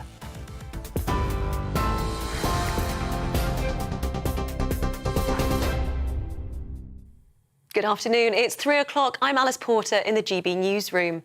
Tory leadership hopeful Liz Truss says there will be no second independence vote in Scotland if she becomes Prime Minister. Instead, the Foreign Secretary told the Sunday Telegraph she'll focus on strengthening the union. Said to be ahead in the polls, she's garnering support from party heavyweights, with former Northern Ireland Secretary Brandon Lewis the latest big name to publicly back her. We've consistently had challenges, whether it's about dealing with free ports, getting the VAT reduction we've seen for the rest of the UK that we can't deliver in Northern Ireland because of the protocol. We've had real resistance all the way through from the Treasury. It was great to see Rishi the other night at the hustings saying that he thought the Northern Ireland Protocol Bill was resolve issues. It's good to see him come to that conclusion now. But the bill is in Parliament and has gone through the House of Commons because of the focus and determination and work of Liz Truss. Meanwhile, patients who fail to turn up for appointments could be fined if Rishi Sunak wins the Tory leadership race. The former Chancellor has promised to reform the NHS, telling the Sunday Telegraph he'll introduce £10 fines for those who repeatedly miss GP or outpatient consultations. He says he wants to do something brave and different. But GPs such as Dr Mo Kaki are warning the move could be counterproductive. A fine of that sort of nature would definitely make people feel more anxious, feel more stressed. We know life events are challenging. We know so many things happen. I think we need to have some flexibility and understanding at this time, especially when people are really struggling and facing a lot of challenge. So I think we need to really be careful with how we try to enforce and improve appointment attendance. Business Minister Greg Hands believes the contest is still tight. I think Rishi's doing very well amongst Conservative Party members. Today's poll just out on Conservative councillors, which are a big part of the Conservative membership, show it to be neck and neck. So I think it's all to play for. Most importantly, Rishi Sunak is the one who polls best with marginal constituencies, wavering voters, the sort of people that the Conservatives need to win back at the next election. England cyclist Matt Walls has been hurt in a dramatic crash at the Commonwealth Games, which saw him catapulted into the crowds with his bike. The 24-year-old Olympic champion was racing at a velodrome in London when the accident happened. 8 riders in total went down in the crash. Matt Walls has been taken to hospital for precautionary checks. Spectators were also injured. The parents of Archie Battersby have been told his life support will end tomorrow at 2 p.m. The 12-year-old, who's in a coma after suffering brain damage, has been the subject of a legal battle, with his family fighting for his treatment to continue. A High Court judge ruled it was in the child's best interest to disconnect his ventilator. The Barts Health NHS Trust in London, which is caring for Archie, says his parents will be told how the withdrawal process will be performed. They're now appealing for government intervention. The number of people killed in the Kentucky floods has climbed to 26. Governor Andy Beshear said the casualties were expected to increase as authorities anticipate finding many more victims. President Joe Biden has declared a national emergency. Moscow says it's invited the United Nations and Red Cross to investigate the deaths of dozens of Ukrainian prisoners in a jail held by Russian-backed separatists. It comes as President Zelensky issued a mandatory evacuation order to Ukrainians in the eastern region of Donetsk. He warned residents that their lives are at risk if they stay in the contested area.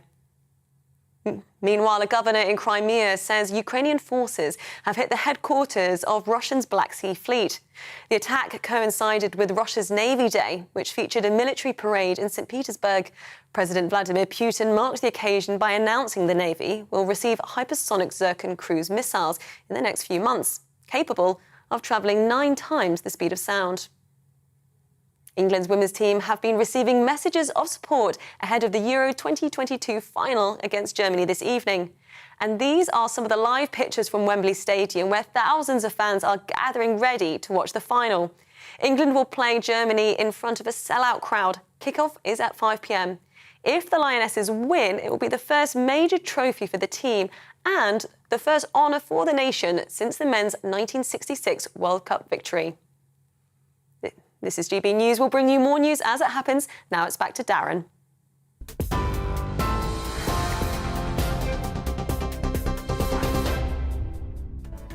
Welcome to Real Britain with me, Darren Grimes. Here's what's coming up on the show. We'll be discussing Meghan Markle and if she gets a ride from the media. A rough ride, that is. The release of a new book, which does give her a pretty rough ride, is called Revenge, Meghan, Harry and the War Between the Windsors. And it's caused quite the controversy over the last week and made many accusations against Meghan. We'll explore what they are.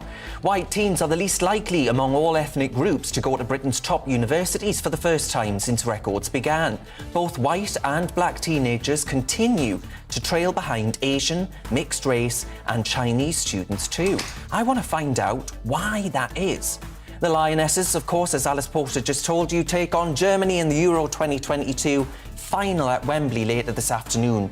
We'll be crossing over to a fan zone to soak up some of the atmosphere. That's what we're talking about for the next hour. As ever, your gob is more important than my own. What do you think? Does Meghan Markle get too rough a ride from the media? Tweet me at GBNews or email me on gbviews@gbnews.uk. Watch us on YouTube and don't forget Facebook. Loads of cracking content on our page. Cheers very much.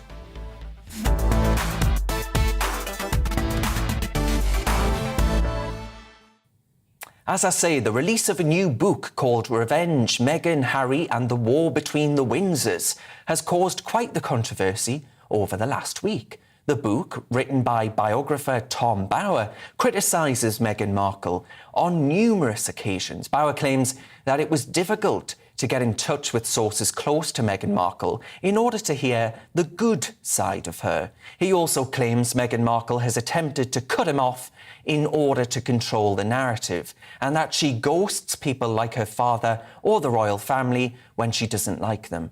It's reported that Meghan Markle said the book was uncalled for. So we're asking, is Meghan Markle trying to play the victim here, or is she actually getting a rough ride from the media? Well, joining me to discuss this is the royal biographer Angela Levin, royal expert Dana Alexander, and writer for Majesty magazine, Caroline Aston. Angela Levin, I'll start with you, please, if I may. Do you actually have any sympathy for Mrs. Markle whatsoever? Do you think actually what's happening here is a media witch hunt? I don't think it's a witch hunt. I think the problem is that we all loved her when she arrived.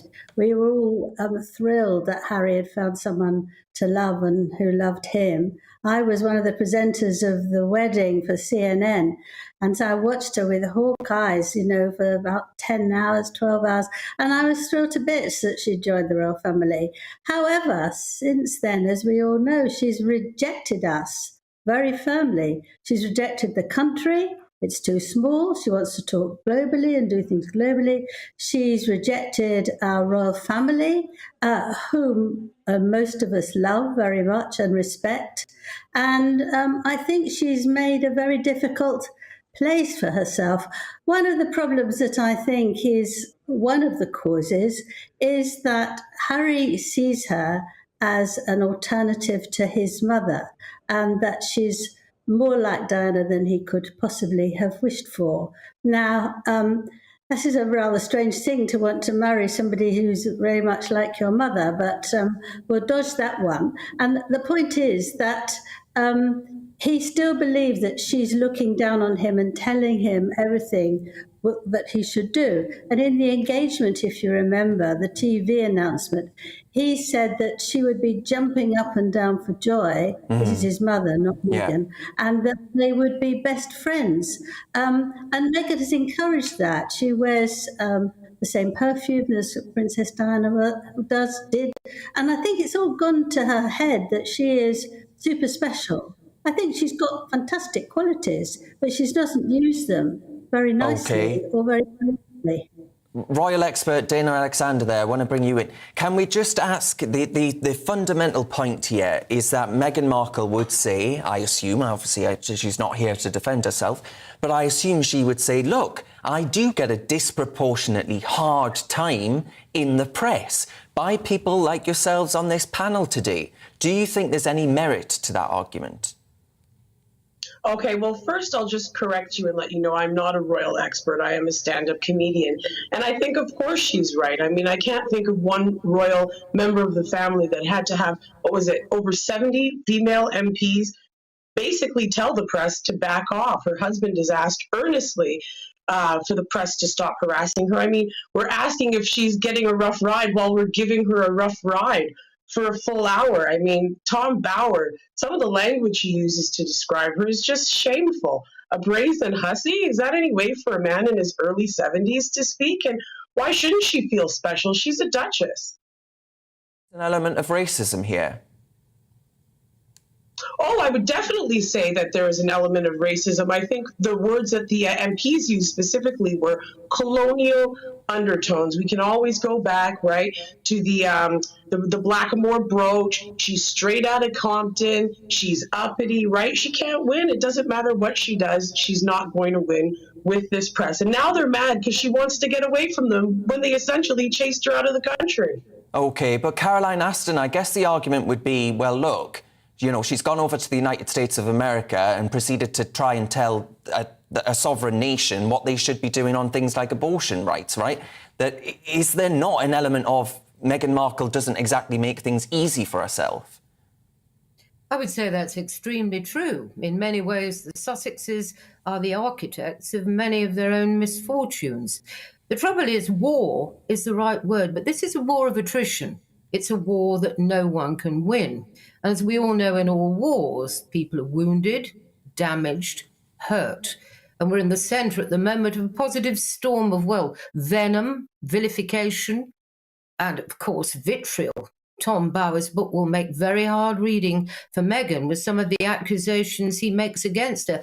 Personally, rather like Angela, the impact that we all hoped that Meghan Markle would have on the British royal family. And after all, in her one person, she personified the immense changes in the structure of British society that had gone on since the Queen's reign began 70 years ago. Here was a woman of mixed race who was marrying into the very heart of an ancient institution. All of this was going to be good, and the dynamic duo of Kate and William was going to seamlessly morph into the Fab Four. Why, oh why, did it go so wrong?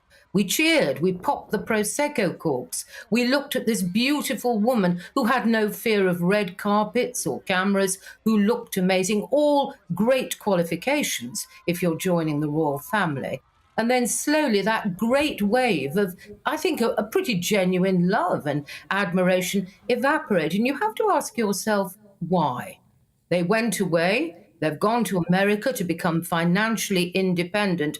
But I'm afraid to say, like many people in this country, I am developing Sussex fatigue, especially when the Daily Mail virtually every day runs stories that, yes, generally are hypercritical of Meghan Markle. What has she done to deserve that? And Caroline Aston, what would you say to Dana Alexander, the stand-up comedian there, the remarks there about there being an element of racism in much of the criticism of Meghan Markle?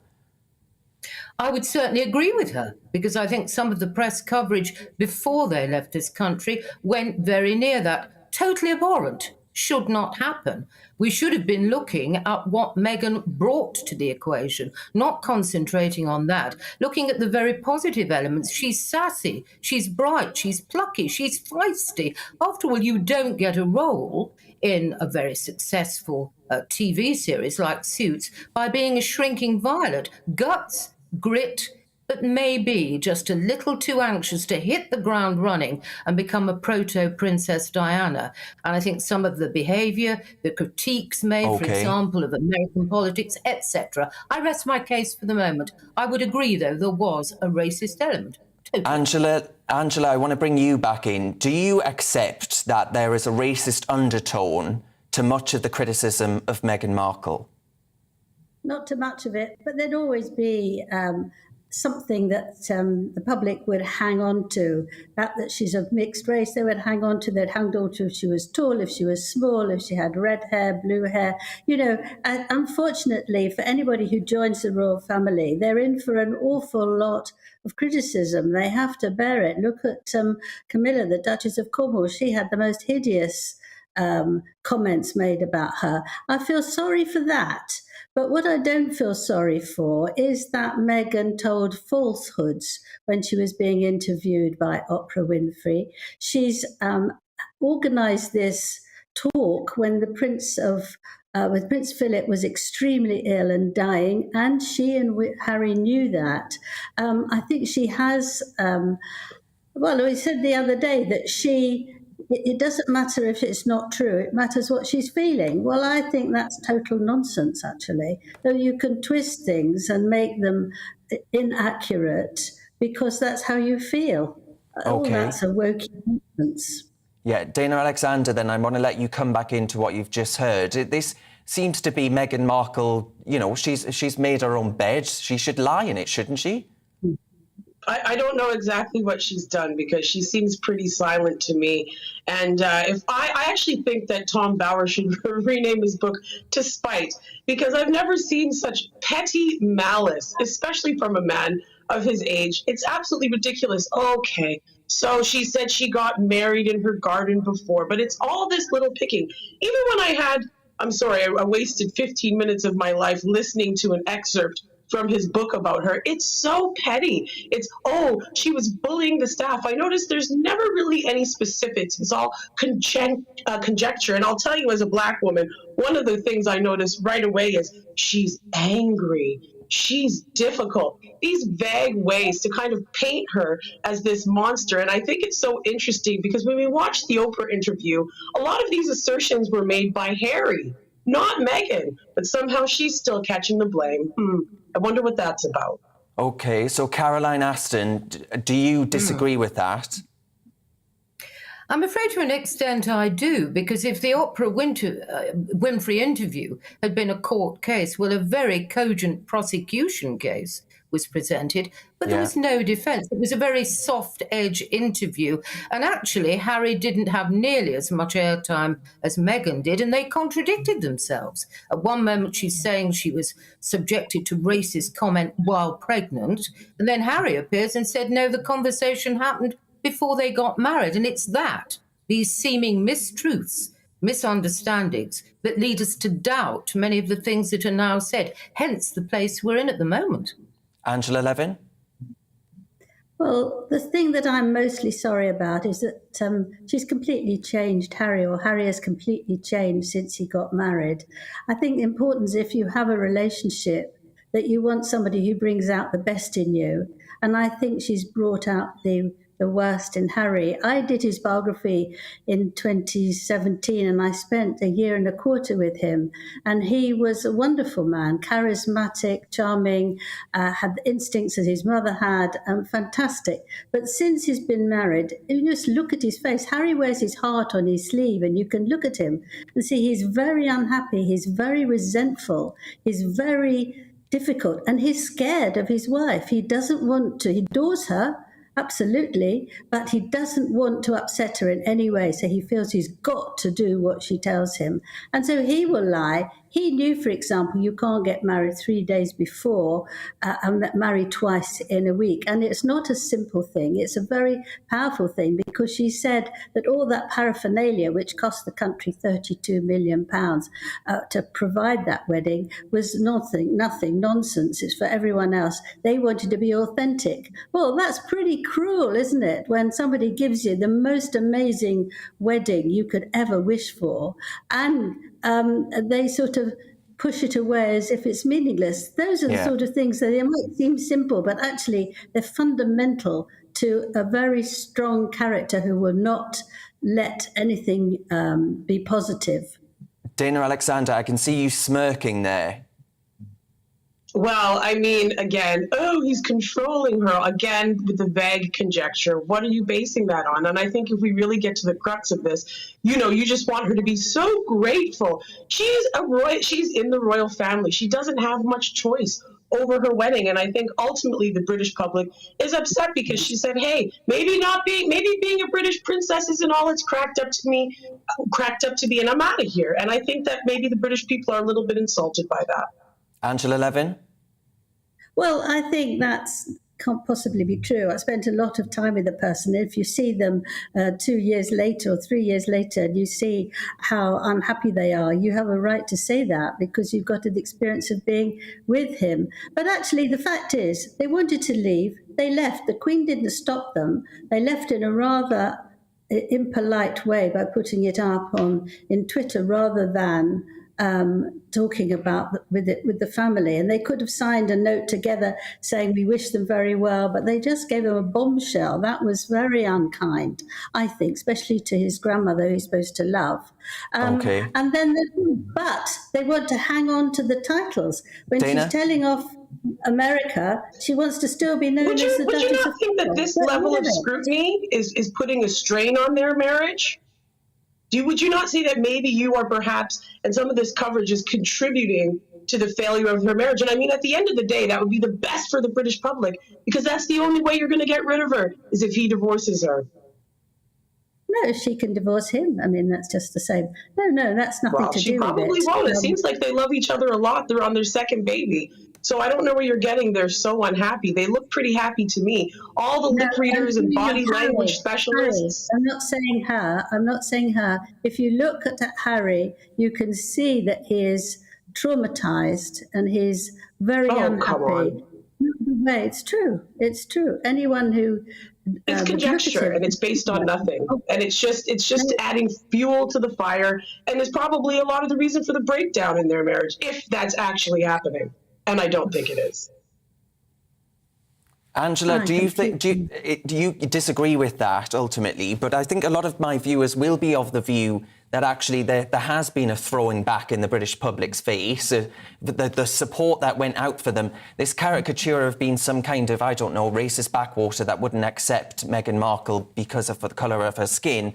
Does that really bear fruit in a country that enjoys race relations as fantastically as we do? I don't think that's well, I'm wondering, I'm guessing none of you have actually been subject to racism in this country, so I don't know how you could make No, but Dana, you did move here from Canada, so I'm assuming that you haven't moved to a racist hellhole. Well, I don't think I like how people like to speak in extremes. I was shocked by a lot of the racism. I just finished watching a broadcast with Majid Nawaz, who had his face kicked in by people calling him the P word. I've been broadcasting on a show with the broadcaster next to me getting fired for anti-Semitic remarks. So I mean, sell me another one. Right. Racism exists all around the world, and I mean, the problem is you guys want people to kiss the ring and keep up appearances, but that doesn't really move us forward when it comes to race relations. Angela? No, I just said we were very happy for them to leave if that's what they wanted. But it seems that they are clinging on to their past and they want to use their royal titles and being part of the royal family for financial gain. And the Queen made that very clear that they can't do that. They can go away, they can don't use their HRH. No, I have to say something. I have to come in here and say that I totally agree with that. A central issue here is the fact that the USP of the Sussexes is their royal connection, a connection that they decided to walk away from and which has to be used to keep them perpetually in the public gauge so they can generate money from the big corporations. That's how it works. Hence, it's a catch-22 situation and, yes, a war of attrition at every level, which will not end well for anyone. OK, folks, well, we could go on and on. We're going to have to end it there, Dana. I do apologise. We've run out of time, but I do thank you all for your contribution today. That was the stand-up comedian there, Dana Alexander, royal biographer Angela Levin, and for Majesty Magazine, Caroline Aston. I thank you, all of you. Plenty more to come this afternoon on Real Britain. Next, we're going to be talking about why it is white teenagers are the least likely to go to Britain's top universities for the first time ever. But first, here's a quick break.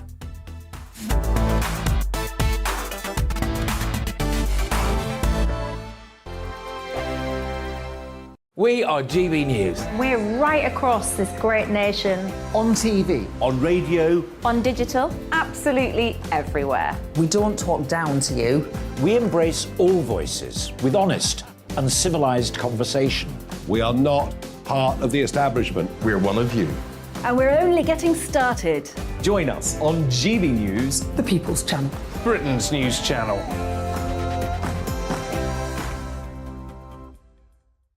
Hi there, it's Stephen and Anne.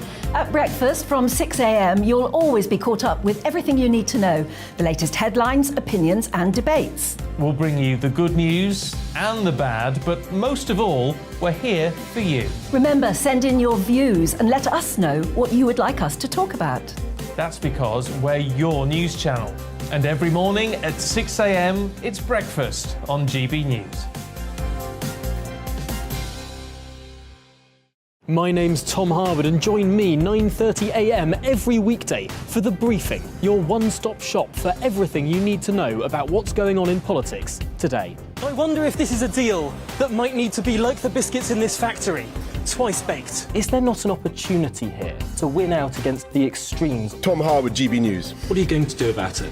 Things should have been done differently, and they certainly are being done differently. Don't miss it. The Briefing with me, Tom Harwood, 9:30 Monday to Friday on GB News.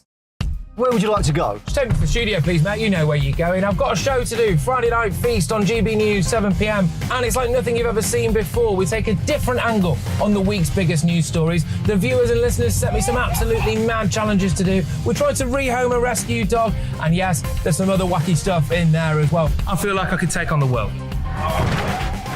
Well, that's that. Friday Night Feast with me, Patrick Christie's, every Friday, 7 till 9 p.m. on GB News. Be there. Join me, Darren Grimes, for Real Britain every Saturday and Sunday from 2 p.m. A news hour that comes with a trigger warning.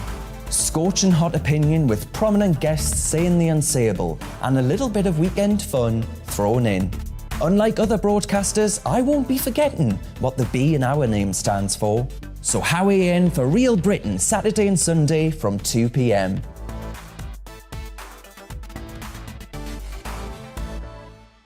Hello, I'm Patrick Christie's. And I'm Mercy Moroki. Make sure that you join us Monday to Thursday, 10 a.m. until midday, right here on GB News for To The Point. We're not afraid to talk about the topics that matter to you or the big topics that always matter. We cover absolutely everything, from the breaking political stories of the day to law and order, what's going on in the channel. We're not afraid to hold people to account. We always make sure we include your views on our show. Indeed, if you're thinking it, you can guarantee that we're saying it. So make sure you join the conversation with us, 10 a.m. until midday, Monday to Thursday, for To The Point on GB News.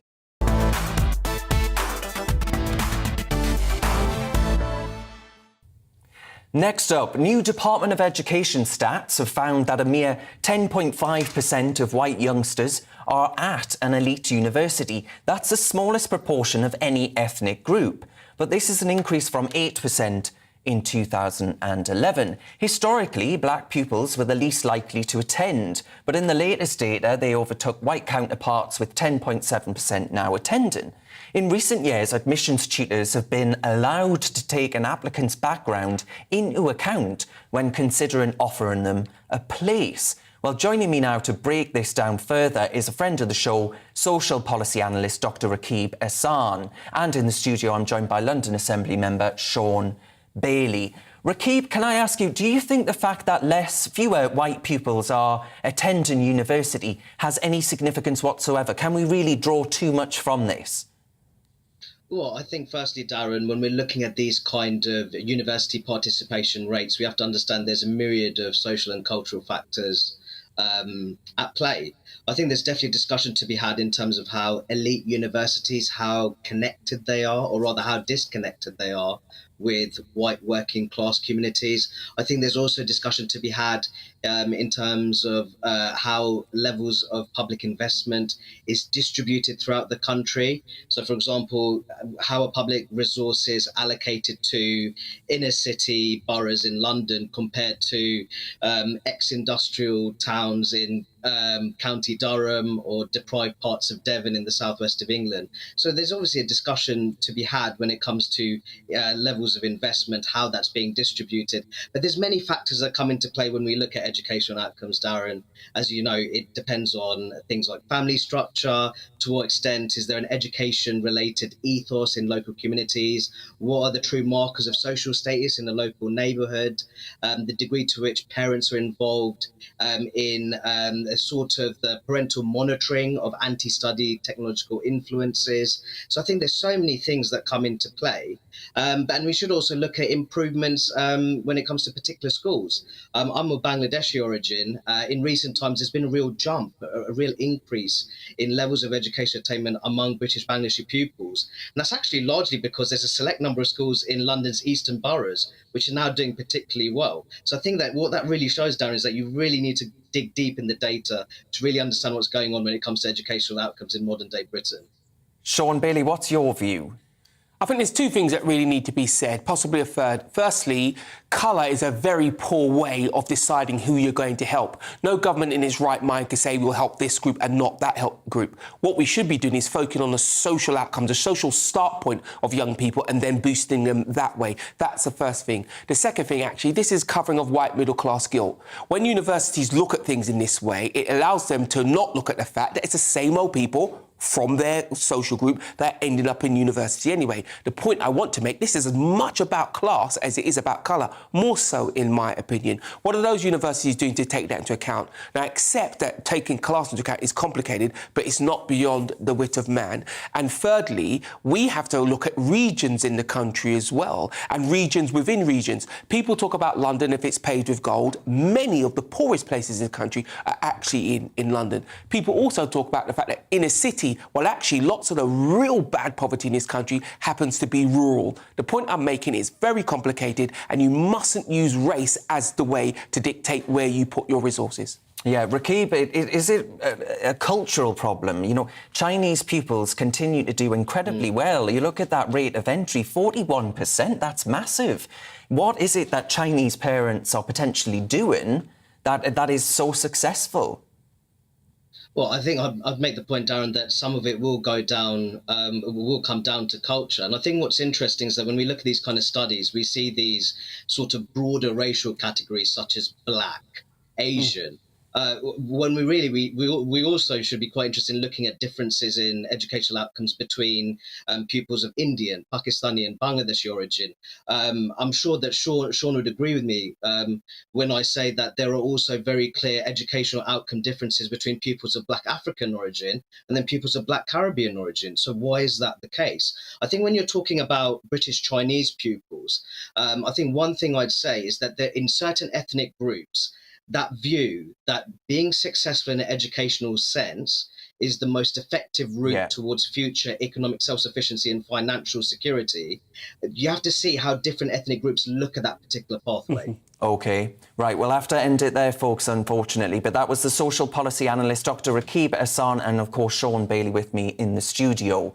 Now, folks, yes, with GB News on telly and radio, the Lionesses are taking on Germany in the final of the Euros at Wembley in just a couple of hours. We'll pop over to a fan zone and see how supporters there are feeling. But first, here's a check on the news headlines with Alice Porter.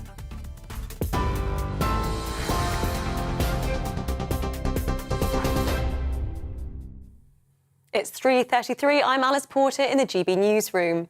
Tory leadership hopeful Liz Truss says there will be no second independence vote in Scotland if she becomes Prime Minister. Instead, the Foreign Secretary told the Sunday Telegraph she'll focus on strengthening the union. Ahead in the polls, she's been garnering support from party heavyweights, with former Northern Ireland Secretary Brandon Lewis the latest big name to publicly back her. Meanwhile, patients who fail to turn up for appointments could be fined if Rishi Sunak wins the Tory leadership race. Also speaking to the paper, the former Chancellor promised to reform the NHS, saying he wants to do something brave and different, and the health system shouldn't be misused. The parents of Archie Battersby have been told his life support will end tomorrow at 2 p.m.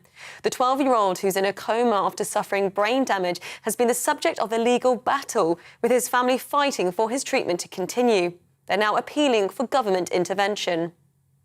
England cyclist Matt Walls has been injured in a crash at the Commonwealth Games. Spectators were also hurt when the 24-year-old Olympic champion flew over a barrier into the crowd at a velodrome in London. Walls and two other riders were taken to hospital. A Canadian was disqualified from the race for causing the initial crash.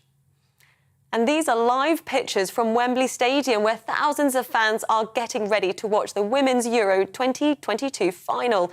England will play Germany in front of a sellout crowd. Kickoff is at 5 p.m. If the Lionesses win, it will be the first major trophy for the team and the first football honour for the nation since the men's 1966 World Cup victory. TV, online and DAB+ radio, this is GB News. Don't go anywhere. Darren will be back in just a moment.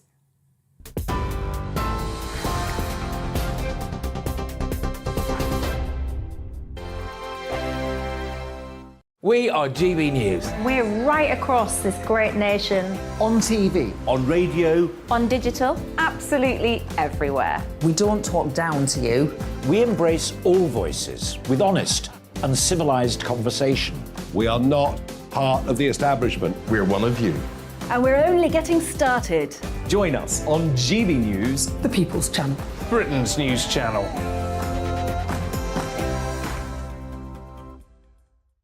Hi there, it's Stephen and Anne. At breakfast from 6 a.m, you'll always be caught up with everything you need to know. The latest headlines, opinions and debates. We'll bring you the good news and the bad, but most of all, we're here for you. Remember, send in your views and let us know what you would like us to talk about. That's because we're your news channel. And every morning at 6 a.m, it's breakfast on GB News.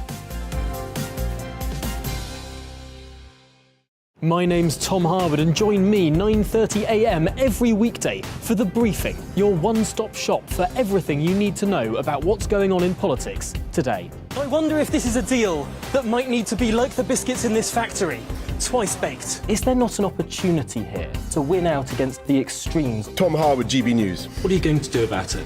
Things should have been done differently, and they certainly are being done differently. Don't miss it. The Briefing with me, Tom Harwood, 9:30 Monday to Friday on GB News. Where would you like to go? Just take me to the studio, please, Matt. You know where you're going. I've got a show to do. Friday Night Feast on GB News, 7 p.m. And it's like nothing you've ever seen before. We take a different angle on the week's biggest news stories. The viewers and listeners set me some absolutely mad challenges to do. We tried to rehome a rescue dog. And yes, there's some other wacky stuff in there as well. I feel like I could take on the world. Well, that's that. Friday Night Feast with me, Patrick Christie's, every Friday, 7 till 9 p.m. on GB News. Be there.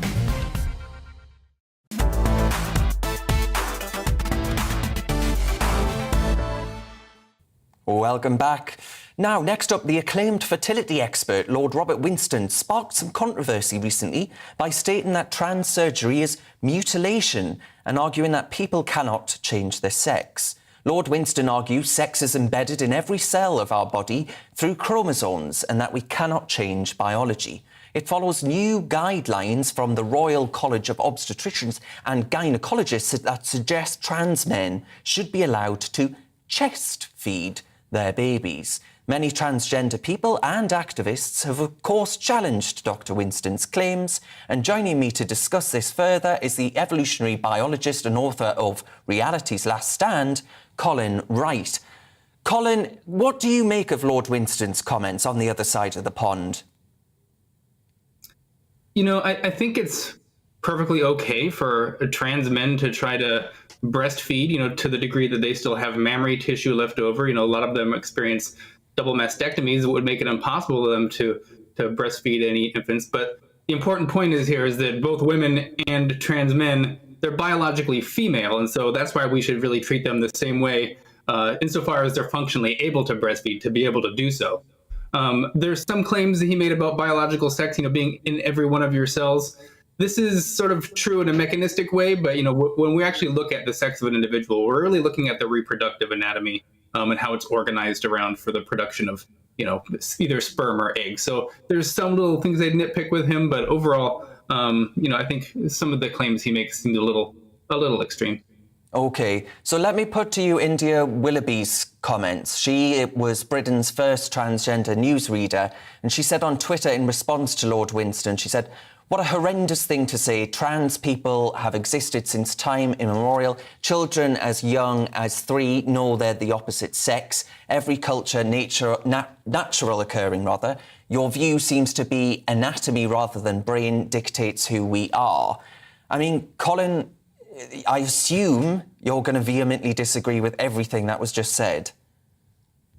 Yeah, I mean, there's a difference between who we are as people and who we are as referencing our biological sex.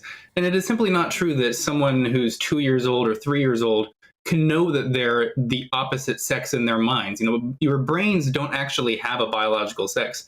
Your bodies do. And when a lot of people say that someone as young as 2 or 3 can know their gender identity, this is really just like misinterpreting what the literature says, which is that, you know, very young children, they come to understand the biological sex that they are, and they become to understand the social norms and stereotypes associated with that. But a gender nonconforming kid isn't born in the wrong body. They're not the opposite sex. They're just a gender nonconforming kid of whatever sex they happen to be. When I was a kid, it used to be known as you were either a tomboy or, you know, maybe perhaps just more effeminate than the other boys at school. And it was never... and I wasn't at school all that long ago, Colin. But these days, you know, it seems to me, it strikes me that it's changed beyond all definition. And now, so you have to... It's all about identity first. And I would argue that, as we've seen with, and you'll have read about this, Colin, with the NHS Tavistock Clinic, we haven't been putting children first. Yeah, not at all. I mean, there's been an enormous spike in the number of kids who are claiming these trans identities, and it's overwhelmed the NHS. But most of these kids, they really aren't transgender. They have merely fell for this radical ideology that tells them that not identifying with these social roles and stereotypes associated with their sex means they may have been born in the wrong body. You know, not only is this a travesty, as many of these children are going to get inappropriately affirmed and end up making these irreversible changes to their bodies, either with hormones or surgeries, but it prevents kids who actually have a condition called gender identity disorder from seeing a doctor. So it's just a mess across the board.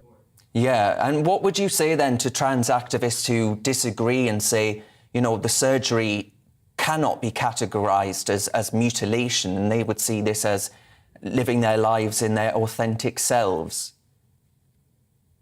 Well, I would draw a sharp line between children and adults here. If you're an adult, you can, consent to a lot more elective surgeries than a young child can. And I just don't think that children at such a young age, especially founded upon the pseudoscience they're saying, this born in the wrong body notion, can really consent to a lot of these surgeries and a lot of these drugs, such as puberty blockers, that there's not a lot of long-term data on. So kids is one thing. I don't think we should be affirming them in their cross-sex identities. But adults, that's a different story. Maybe they can consent to a lot more types of interventions if they want to have, cosmetically appear as the other sex. And Colin, just finally, the US Food and Drug Administration, correct me if I'm wrong, but they have now said, look, we actually don't know, we don't have conclusive data on puberty blockers, on hormone blockers, that actually we don't know what the long-term side effects would be for children. And is this alarming to you? Yeah, they had some new studies come out that showed a couple more side effects, such as brain swelling and vision loss in children. This just really goes against this notion that these puberty blockers, we know that they're completely harmless and safe. They're just a pause button that gives children time to, sort out their gender identities. We know that that's completely false. We know that there are side effects from these things. And we also know that kids who are put on puberty blockers almost always, almost nearly 100%, go on to cross-sex hormones and surgery. So it really just appears to be solidifying their dysphoria rather than, letting them just explore and find out what's right for them. Okay, yeah, all what used to be known as adolescence. But that was the evolutionary biologist Colin Wright there with his views. Thank you very much. Now, the Lionesses will be trying to make history as they face Germany in the Euro 2022 final at Wembley Stadium in just over an hour. After a perfect group stage, the England team comfortably defeated Sweden 4-0 in the semi-finals to reach their first major women's tournament final since 2009. GB News reporter Rosie Wright is at a fan zone in Trafalgar Square and joins me live now. Rosie, what's the atmosphere like? It looks absolutely packed.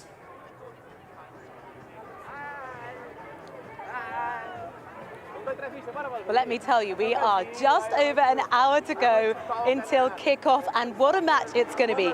England v Germany, and here at least, I heard you say they're hoping that we're going to win. Most of the people I've been speaking to are pretty confident that the Lionesses will be able to take it home. It really is the hosts of the tournament versus the team to beat. In the last 10 tournaments, Germany have taken this trophy home 8 times, but there has been such a significant shift in atmosphere and momentum. I want to give you a bit of a glimpse of it.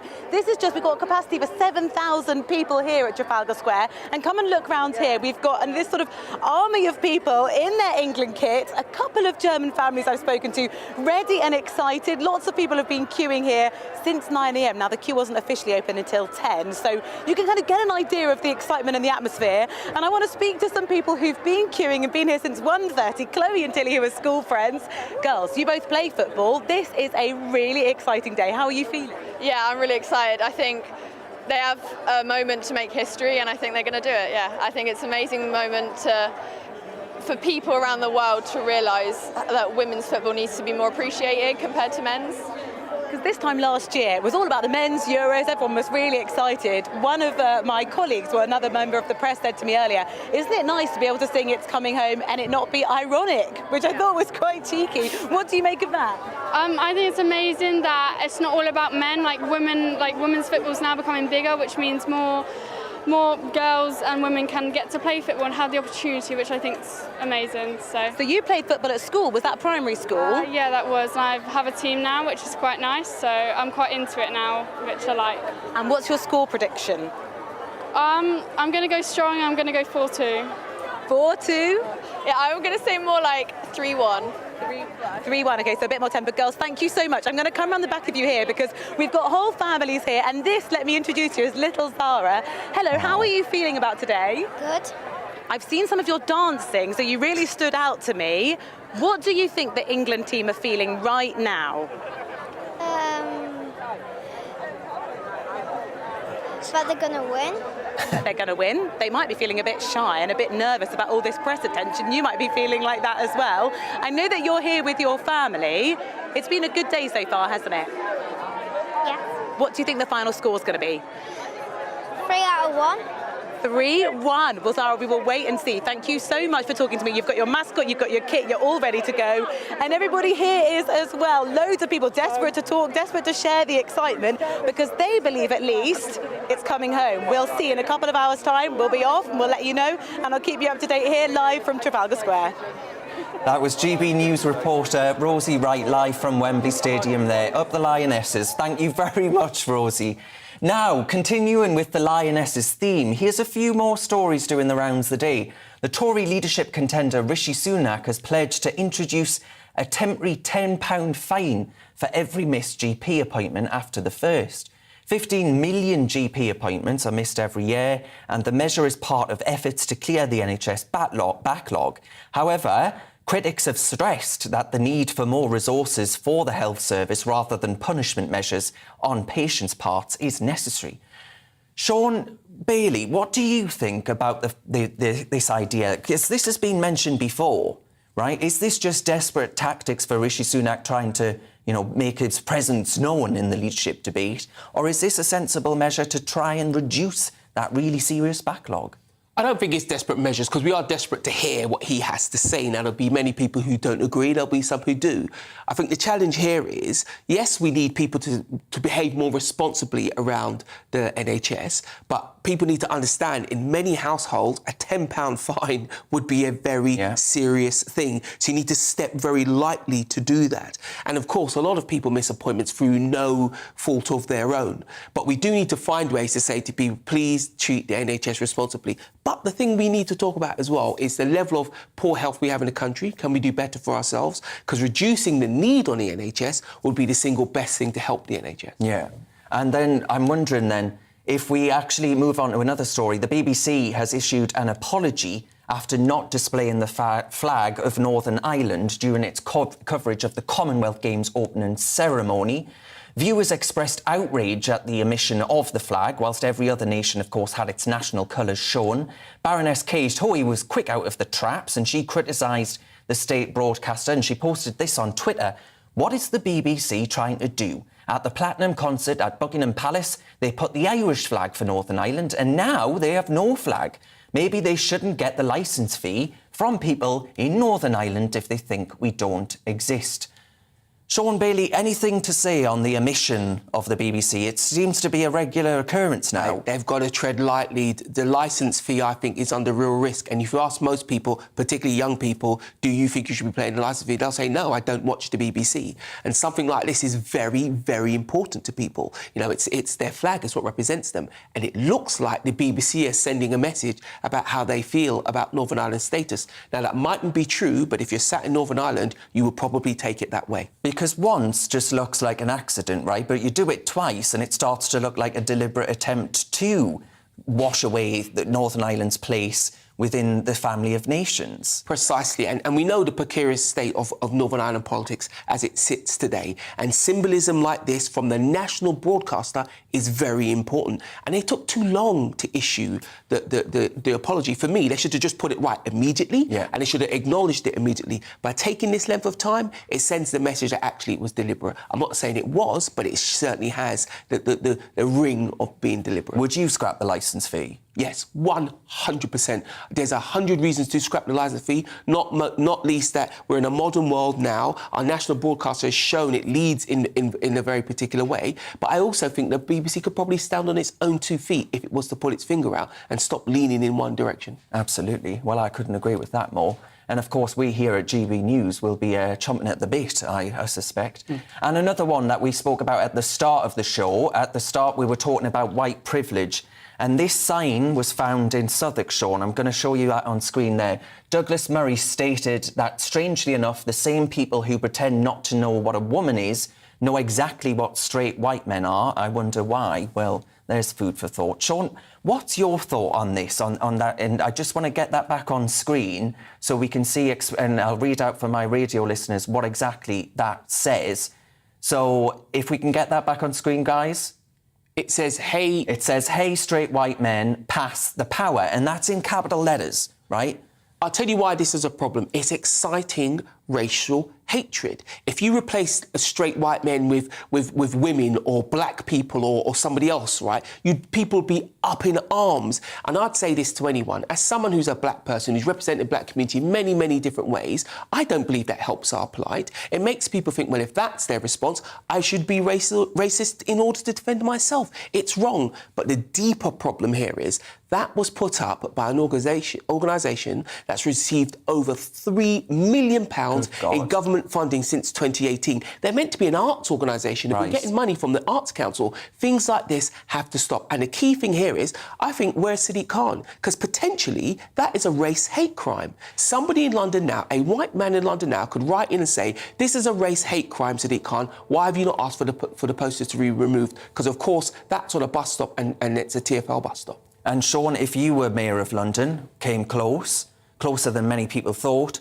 what would you do if that came across your desk? You know, do you approve this? Listen, it would never come across my desk because I would never allow it in the first place. And I also would be writing to the government to complain about an organisation thinking it's right to do that with government money. It's wrong in any arena, but it's particularly wrong when they're using government money to do so. And do you actually think that ultimately, as far as, and you say yourself quite eloquently, Sean, that there are problems with racism in some pockets of Britain, no one's doubting that for a second. But actually, I worry that this is just race baiting, right? That these sort of signs being allowed to go up in our capital city, it projects a really horrible message about what kind of country we are. Words fail me. This is setting us at each other's throat. People say to me, why are you not on the left, Sean? You like all the social issues, you want to see people progress. It's things like this. If you're a black man sat in your home right now, you know this isn't helping you. Yes, we've faced great issues around racism. Yes, there's much to do, but this does not help. And if you're a white man sat in your home, you're thinking, well, what did I do? I didn't do any of this stuff. Actually, it's forcing people to face each other in a negative way. If you want to defeat racism, bring people together. And who, by the way, decided that straight white men are the only people who could be racist? Who decided that straight white men are the victim? If you're gay, straight, black, whatever, particularly if you're white, one of your parents is a man who happens probably to be straight and white. Is your dad part of the problem? Ask yourself that question. If you think I'm wrong, ask yourself, is your dad part of the problem? In 99% of cases, you'll probably come up with the answer, no. Yeah, exactly. Sean Bailey there, London Assembly member. Now, folks, let's have a look at this one. And the Lionesses, of course, received a royal blessing before their final against Germany this afternoon. Princess Charlotte wished the team good luck in a very sweet recording with her father, Prince William. We both want to wish the Lionesses the best of luck for tonight. You've done amazingly well in the competition and we're rooting for you all the way. Good luck. I hope you win. Bye. So the 7-year-old is a known football fan and had previously told the Lionesses that she's really good in goal. Sean Bailey may be a future star in the England football team. Who knows? Who knows? I'm not the biggest football fan, but I used to work at the old Wembley. It was one of my first jobs when I was young. The atmosphere up there must be absolutely electric. And wouldn't it be great if the girls could bring it home? I have a teenage daughter at home. I'm always trying to get her involved in sports. This would be an absolute flag-waving opportunity for us all. I really hope they win. I agree with you, Sean. I agree with you. Come on, girls, you can do it. Get it in that net. Now, folks, we're going to have to say goodbye to you. It's the end of the show. You've been watching Real Britain with me, Darren Grimes. I thank you very much for your company. And, of course, to Sean Bailey for joining me. This show's on every Saturday and Sunday at 2 o'clock. But for now, here's the weather. Looking ahead to this evening's weather, and the UK is looking mostly dry but cloudy, with some showers affecting southern and eastern England. Let's take a look at the details. Across southwest England, it will be a dry end to the day, albeit quite cloudy, though there is a chance of the odd bright or sunny spell throughout the evening. For London and southeast England, for many, it will be a dry evening, though there may be an odd shower that could be heavy. Across Wales, a mainly dry evening with just the odd spot of rain over the hill. Some late evening sunshine, particularly around the west area. Mainly dry across the Midlands to end the weekend, though there may be the odd isolated shower this evening right in the south. There will be some sunny spells also, especially in the west.